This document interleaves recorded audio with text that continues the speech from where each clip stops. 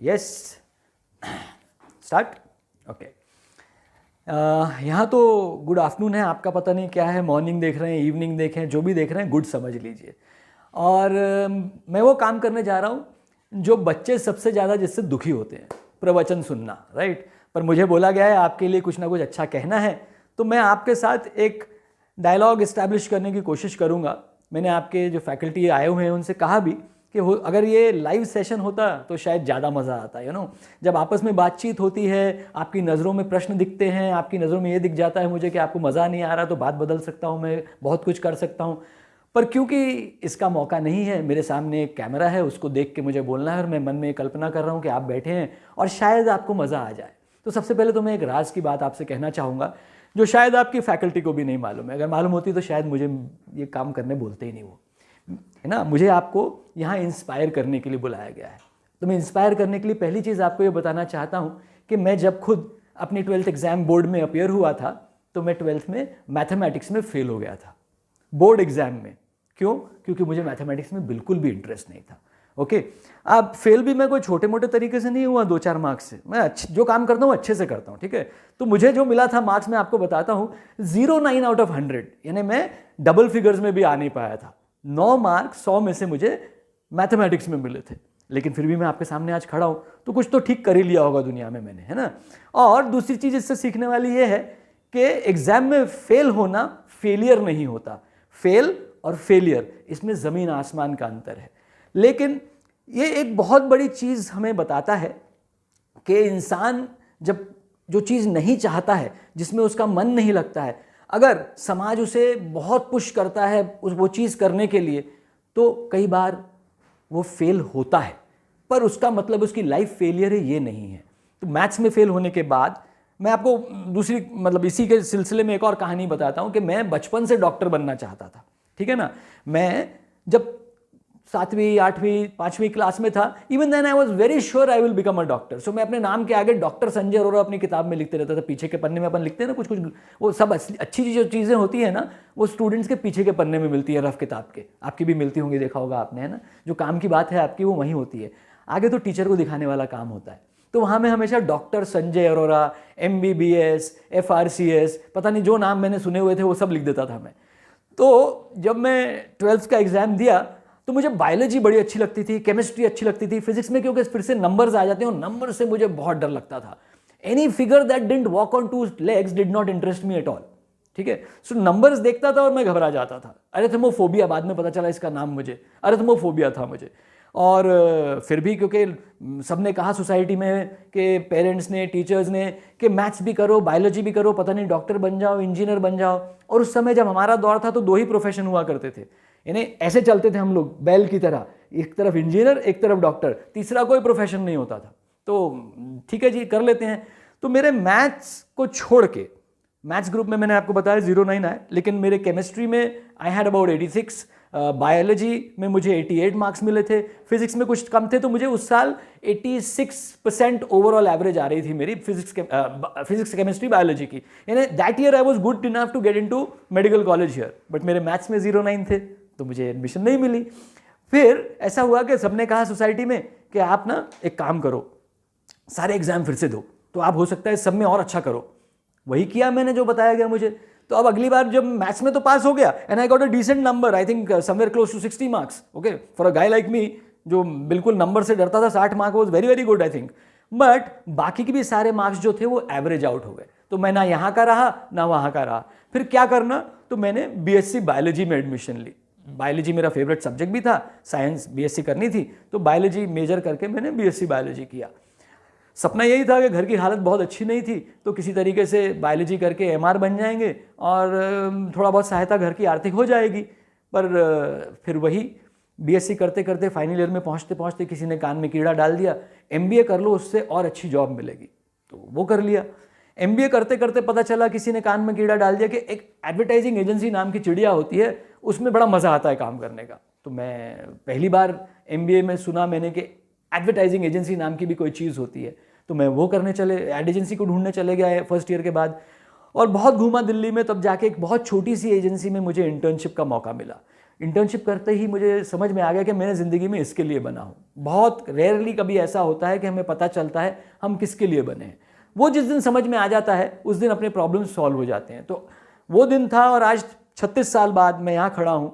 36 साल से advertising business में हूँ। मुझे नहीं लगता मैंने एक भी दिन कभी बोर हुआ होगा। क्यों? क्योंकि मैं वो कर रहा हूँ जिसमें मुझे मज़ा आता है। तो पहली चीज़ मेरे ख्याल से समझनी ये आवश्यक है कि हमको मज़ा किस चीज़ में आता है। देखिए, ये कंफ्यूजिंग चीज़ है। ये ज़रूरी नहीं है आपको आज पता चल जाए। कई बार धक्के भी खाने पड़ते हैं, लेट पता चलता है, लेकिन जब जागे तब सवेरा। बात वो है। अब आते हैं हम दूसरी दिशा पे कि हम देखते हैं पेरेंट्स हैं, टीचर्स हैं, अक्सर हमको क्या बोलते हैं? बच्चों जैसी हरकत मत करो, बच्चों जैसे काम मत करो, बचपना कर रहे हो। यानी बचपना कर रहे हैं अगर मैं अपने आप को आज भी बच्चा ही मानता हूँ। अपने अंदर के बच्चे को कभी कहते हैं ना, मरने नहीं देना चाहिए। जब तक अपने अंदर का बच्चा जिंदा है तब तक आप में जीवन है। नहीं तो फिर हम देखते हैं चारों तरफ सड़कों पे उदास से चेहरे घूमते रहते हैं, बड़ी बड़ी गाड़ियों में बैठे हैं, लेकिन चेहरे पे कोई जान नहीं है। तो वैसा तो नहीं बनना है ना। तो लोग कहते हैं बचपना मत करो। मैं कहता हूँ जितने महायुद्ध हुए, जितने बड़े बड़े युद्ध हुए, जितनी परेशानियाँ, जितने हम प्रदूषण में जी रहे हैं आज, जो हमने पृथ्वी का हाल किया हुआ है, नदी नालों का हाल किया हुआ है, ये क्या बच्चों ने किया है? किसने किया है? बड़ों ने किया है। तो हमने बोलना चाहिए बड़ों जैसी हरकतें मत करो। बच्चे जो करते हैं वो सही कर रहे हैं, बच्चे गलत नहीं करते। हम बड़े जो उदाहरण दे रहे हैं, बच्चे वो आगे चल के फॉलो करने वाले हैं। आपने उनको क्या समाज दिया है? क्या आप चाहते हो? बच्चे सबसे बड़े स्वप्नकार होते हैं मेरे ख्याल से। आप देखो क्लास में जब बच्चा बैठा होता है, क्या करता है वो? टीचर ने जहाँ बोर करना शुरू किया तो वो अपनी दुनिया में खो जाता है। आंखें खुली हुई हैं, देख सामने बोर्ड की तरफ रहा है, लेकिन क्लास में है ही नहीं, वो कहीं और जा चुका है। उसकी गलती है? नहीं।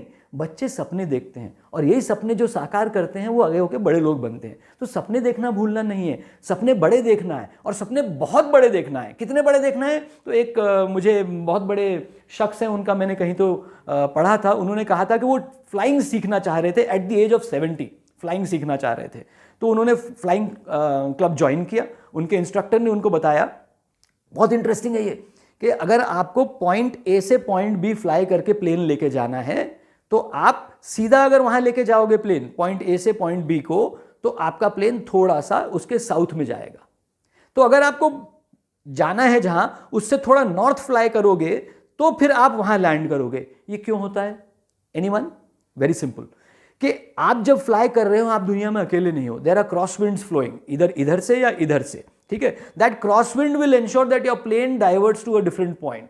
Now you have to fly against those cross winds. तो अगर यहां लैंड करना है मुझे, तो मुझे उससे थोड़ा नॉर्थ एम करना है।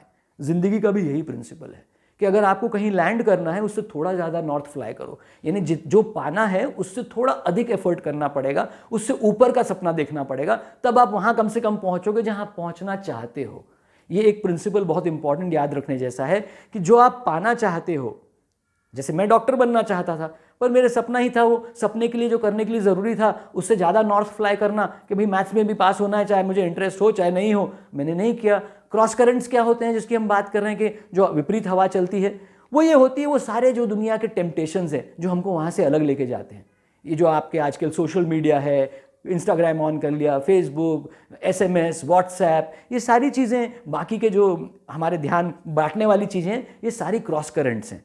इनके होते हुए जहां हम पहुंचना चाहते हैं वहां तक ही अगर एम करेंगे तो मुमकिन है वहां नहीं पहुंचेंगे, उससे कहीं नीचे गिर जाएंगे। मेरा भी जिद बहुत, मैं जिद्दी बहुत हूं, तो मैंने भी जिद कर रखी थी नाम के आगे डॉक्टर तो लगाऊंगा ही। तो मैंने आज से 4 साल पहले, शायद मेरी उम्र अब अबाउट 59, ऑलराइट, सो अबाउट 55 की एज में जाके मैंने PhD की और जिद पूरी कर ली कि मैंने अपने नाम के आगे डॉक्टर लगवा लिया। लेकिन ये एक छोटी सी संतुष्टि है, ठीक है।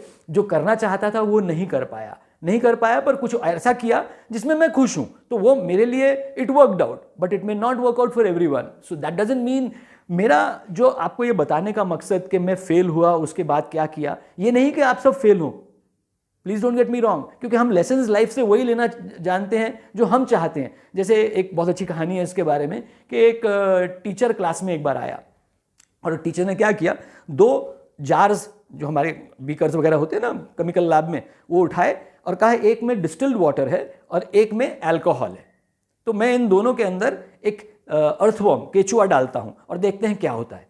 तो he put an earthworm in distilled water and he put an earthworm in alcohol, pure alcohol, वो भी पानी जैसा पारदर्शक ही होता है। थोड़ी देर केचुआ चलता रहा, अल्कोहल वाला गिर गया, अल्कोहल में मर गया। पानी में जो केचुआ था वो जिंदा रहा, वो उछलता कूदता रहा, घूमता रहा, एंड ही वाज अलाइव। तो प्रोफेसर साहब पूछते हैं बच्चों से कि इससे आप क्या सबक लेते हो? तो एक बच्चा होगा मेरे जैसा, हाथ खड़ा जोरदार, राइट, एंड इससे प्रोफेसर पूछते हैं बताइए क्या सबक मिला आपको इससे? उसने कहा बहुत सिंपल है सर, अल्कोहल रोज पीनी चाहिए, पेट के अंदर के सारे कीटाणु मर जाएंगे। तो ये सबक लेके जा रहा है। टीचर क्या कहना चाह रहा था? टीचर का ध्येय कुछ बहुत अलग था बताने का बात का, कि भाई पानी जो है वो शुद्ध है और वो जीवन के लिए है और इत्यादि वगैरह, और हम अपना सबक लेके जा रहे हैं। तो मैं अगर ये बोल रहा हूँ कि फेल हो गया और लेकिन मैं सफल हो गया जिंदगी में, तो आप बोलोगे यार सफलता के लिए फेल होना जरूरी है। तो ये मेरा सबक आपको देने का नहीं था, आप गलत सबक लेके ना जाएं, ठीक। अब एक और चीज पे हम आते हैं कि बच्चे जो होते हैं वो बहुत क्यूरियस होते हैं, जिज्ञासा होती है। जिज्ञासा वर्ड जो है उसका रूट जो है वो ज्ञ से है, ज्ञ ज्ञान का भी वही रूट है। ज्ञान पाने के लिए जो हम उत्सुक होते हैं उसे जिज्ञासा कहते हैं। तो जिज्ञासा, बच्चे पैदा ही जिज्ञासु होते हैं। अंग्रेजी का एक बहुत अच्छा सेंटेंस है, children enter the school as question marks and leave as periods. मतलब क्या हुआ? जब वो आते हैं उनके जहन में हजारों प्रश्न होते हैं, सब चीज जानना चाहते हैं। आप छोटा सा बच्चा देखिए जो स्कूल में भी नहीं, ये क्या है, ये क्यों होता है, ऐसा क्यों है, ऐसा क्या होता है, हजार प्रश्न होते हैं। माँ बाप परेशान हो जाते हैं उसके प्रश्नों से, ठीक। वही बच्चा स्कूल में आता है और स्कूल छोड़ते छोड़ते उसके जीवन के सारे प्रश्न खत्म हो जाते हैं। ये हमने क्या कर दिया बच्चे के साथ? स्कूल छोड़ते समय तो उसके जीवन में और प्रश्न होने चाहिए थे, पर हमारा जो एजुकेशन सिस्टम है वो ऐसा डिवाइस्ड है कि बच्चों की जिज्ञासा खत्म कर दी जाए, उन्हें रेजिमेंटाइज कर दिया जाए। मैं कुछ ऐसी चीज बोल रहा हूं जो हो सकता है बहुत टीचर्स को अच्छा ना लगे, पर I am sure this you can relate with this, कि हम जब क्लास में होते हैं तो टीचर्स हमसे क्या चाहते हैं कि जैसा उन्होंने लिख के दिया है हमें वैसा का वैसा हम रेप्लिकेट कर पाएं। every exam in our country is made that way, that you should be able to replicate a textbook। अपने शब्दों में, अपने विचार, अपने तरीके से आप कुछ लिखते हो तो आपको कम मार्क्स मिलते हैं, और जैसा किताब में लिखा है या टीचर ने बताया वैसा का वैसा कॉपी कर दिया तो पूरे मार्क्स मिलते हैं। यानी हम कॉपिंग मशीन्स बना रहे हैं, हम थिंकिंग पर्सन नहीं बना रहे हैं। सबसे डिफिकल्ट चीज हमारे देश में अगर एजुकेशन में कोई है, and this I am saying with all responsibility, having taught at various MBA colleges etcetera also and various professionals, हम सोचने की क्षमता को किल कर देना चाहते हैं अपने स्कूल्स में, अपने कॉलेजेस में, अपने इंस्टीट्यूशंस में। ये बात सही है कि हम जिस परंपरा से आ रहे हैं वो गुरु शिष्य की परंपरा है, वो एक प्रकार से घर में भी बड़ों का आदर करो। तो हमें बचपन से, देखिए बहुत सारी अच्छी चीज़ें हमारे देश में, लेकिन उन चीज़ों के में कुछ खामियां भी हैं, वो भी हम ही पॉइंट करना पड़ेगा, कोई बाहर वाला के हमें नहीं बताएगा। प्रश्न करना हमारे यहाँ अनादर करने का समान माना जाता है। If you start questioning the teacher too much, तो ऐसा माना जाता है कि आप टीचर को इंसल्ट करना चाह रहे हो। ऐसा बिल्कुल भी नहीं है। बच्चे के मन में प्रश्न आना स्वाभाविक है, और वो अपने शब्दों में उसे व्यक्त कर सके, जो कहना चाहे कर सके, वो बिल्कुल स्वाभाविक बात है। लेकिन हमारे सिस्टम में जो बना हुआ है, सिस्टम की एक की गलती नहीं है ये, उसमें यह है कि don't question the authority. The moment you question authority, you are insulting the authority. Whereas this is pure curiosity। क्यों नहीं होना चाहिए मेरे दिमाग में प्रश्न? मैं पूछूंगा, जब तक मुझे आंसर से सेटिस्फाइड नहीं होगा तब तक पूछूंगा। और ऐसे जब हम एजुकेशन को देखेंगे तब एजुकेशन हमको अच्छी लगने लगेगी। कोई सब्जेक्ट खराब नहीं होता। एक चीज मैं आपको और बता देना चाहता हूं, कोई सब्जेक्ट खराब नहीं होता। हमें जिस सब्जेक्ट का कोई बहुत अच्छा टीचर मिल जाता है, वो सब्जेक्ट हमें बहुत अच्छा लगने लगता है, और ये इसलिए बदलता भी रहता है। कभी मुझे हिस्ट्री बहुत अच्छा लगा, कभी मुझे ज्योग्राफी बहुत अच्छा लगा। जिस पीरियड में हमें जो टीचर अच्छा मिल गया, वो सब्जेक्ट में हमें प्रेम हो जाता है। अब लेकिन एक और चीज़ है, हमारी विडंबना देखिए स्कूल सिस्टम की। हमारे स्कूल सिस्टम में भी एक कास्ट सिस्टम है। Don't mind it. मैं ये कास्टिज्म के शब्द ये इसलिए नहीं बोल रहा हूँ जो हम लोग आमतौर से बात करते हैं कि ब्राह्मण है, ये है, क्षत्रिय है, नहीं है। वो उस कास्टिज्म की बात नहीं कर रहा हूँ। मैं जानता हूँ हमारा देश आज बहुत सेंसिटिव हो गया, बट एक सब्जेक्ट्स का कास्टिज्म आ गया है। तो जो स्टूडेंट मैथ्स में बहुत अच्छा होता है वो यहाँ पे है बिल्कुल एकदम ऊपर, द मोस्ट ब्राह्मणिकल सब्जेक्ट। फिर उसके नीचे, थोड़ा सा नीचे आता है साइंसेस। जो साइंसेस में बच्चे अच्छे हैं, physics, chemistry, they are also good students. फिर उसके नीचे कहीं तो भी आता है बेचारा ह्यूमैनिटीज, ज्योग्राफी, हिस्ट्री, इंग्लिश, ठीक है। और सबसे नीचे कौन आता है? Arts, drawing, painting, music. ये किसी को अच्छा लगता है? क्या करेगा जिंदगी में तू? तेरा करियर ही कुछ नहीं है, तू क्या कर रहा है? टाइम वेस्ट कर रहा है। होता है या नहीं होता है, मुझे बताइए आप। Now you need to understand, because I have gone through it myself, therefore I can relate to it very well and I can explain it to you very well, is that these subjects in themselves are not wrong. It is what subject you love, what resonates with you inside, you are made that way, alright. तो एक तो teacher का role है और एक इंसान का खुद का अंदर से भी डीएनए है। तो ये दोनों इंटरैक्ट जब करते हैं तो पता चलता है हमें हमको क्या पसंद आ रहा है। तो ये जो हमारे स्कूल सिस्टम ने, एजुकेशन सिस्टम ने सब्जेक्ट्स को भी इस तरीके से डिवाइड कर दिया है कि एक अच्छा सब्जेक्ट है, एक अच्छा सब्जेक्ट नहीं है। हम लोग क्या कर रहे हैं, हम लोग हर चीज को पैसे से आंक रहे हैं। हमारा सोसाइटी में आज की तारीख में मापदंड क्या है इंसान का? सिर्फ पैसा। बड़ी कार में है, बड़ा बंगला है, सक्सेसफुल है। साइकिल पे आ रहा है, तुच्छ है, कुछ नहीं किया जिंदगी में, फेल हो गया। वो खुश होगा अपनी जिंदगी में घर में बांसुरी बजा के भी? व्हाट, क्या कार में बड़ी बैठा है इसका मतलब वो इंसान सेटिस्फाइड, संतुष्ट, सुखी है? हमने झांकने का प्रयास किया? नहीं, क्योंकि हमारा हर चीज नापने का मापदंड हमारे पास सोसाइटी ने एक ही दिया है, पैसा। इट इज लाइक एक ही अगर आपके पास यूनिट होता मेजरमेंट का, कि सपोज मीटर्स, तो आप दूध को भी मीटर में गिन रहे हो, आप चाय को भी मीटर में गिन रहे हो, आप लोहे को भी मीटर में गिन रहे हो, कपड़े को भी मीटर में गिन रहे हो। एक ही यूनिट है आपके पास, मीटर। सो जिस आदमी के हाथ में कहते हैं ना हथौड़ी है, उसके लिए हर चीज उसको खीले के समान दिखती है, हर चीज को ठोकते हुए चलता है वो। उसके बाद एक ही चीज है हथौड़ी, तो उसको एक ही चीज आती है, उसको ठोकना आता है बस। तो वही चीज हमने जिंदगी के साथ कर ली कि पूरी जिंदगी के सक्सेस के एसेंस को बना दिया क्या हमने? एक ही चीज, पैसा। पैसा जिसके पास है वो अकलमंद है, जिसके पास पैसा नहीं है वो, उसको अकल नहीं है। अकल होती तो पैसा कमा लेता। कितनी सिंपल है ना इक्वेशन बना दी हमने लाइफ में। But this is the worst equation that we would have made.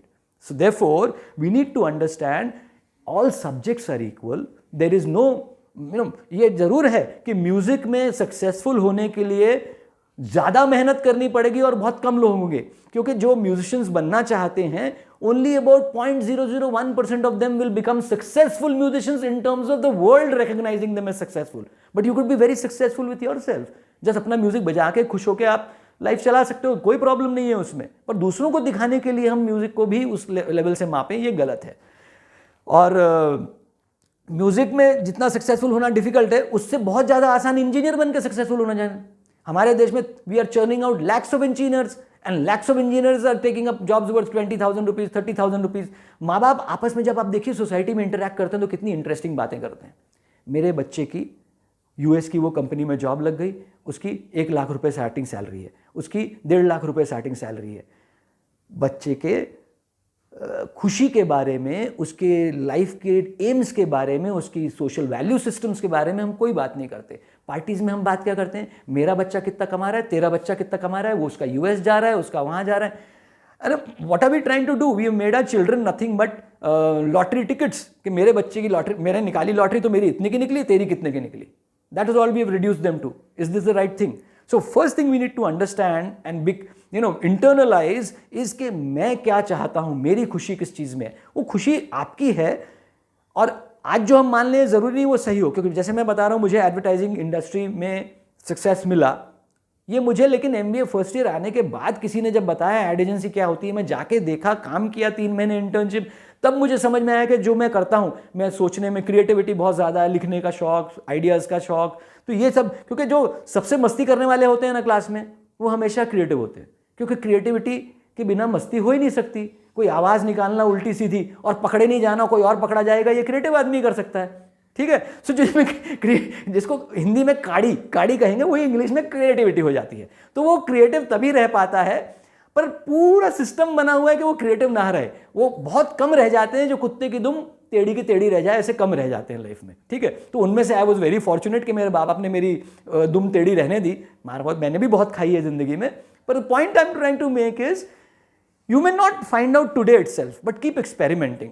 2-3 चीजें और बोल के मैं I will end it here. एक, मेरे सक्सेस में अगर कोई मुझे पूछता है आज कि after 36 years in advertising, what do I see the biggest reason of my success? So one, I think, is reading. I may have been a bad student, but I was a voracious reader. एक रात में एक novel पढ़ता था मैं, और कोई जरूरी नहीं है बहुत ज्ञान की किताबें पढ़ो आप, just get into the habit of reading. मैं जो सबसे बड़ी प्रॉब्लम आज देख रहा हूं वो ये है कि बच्चे पढ़ते नहीं हैं, क्योंकि वो डिस्ट्रैक्शंस इतने ज़्यादा हो गए हैं of mobile phones, of TV, of Netflix, streaming etcetera etcetera, कि हमने पढ़ना छोड़ दिया है। और जो पढ़ना छोड़ देता है उसकी ज़िंदगी में ग्रोथ छूट जाती है, मेरा मानना है। और मैं अपनी लाइफ से इसको देखता हूँ कि मैं आज भी पढ़ता हूँ। I make it a point कि मैं एक हफ्ते में एक किताब खत्म करूँ, कभी कभी, most of the times, okay. कुछ वीक्स जाते हैं लाइफ में ऐसे, बहुत आप बिजी हो गए, बट कोई बात नहीं।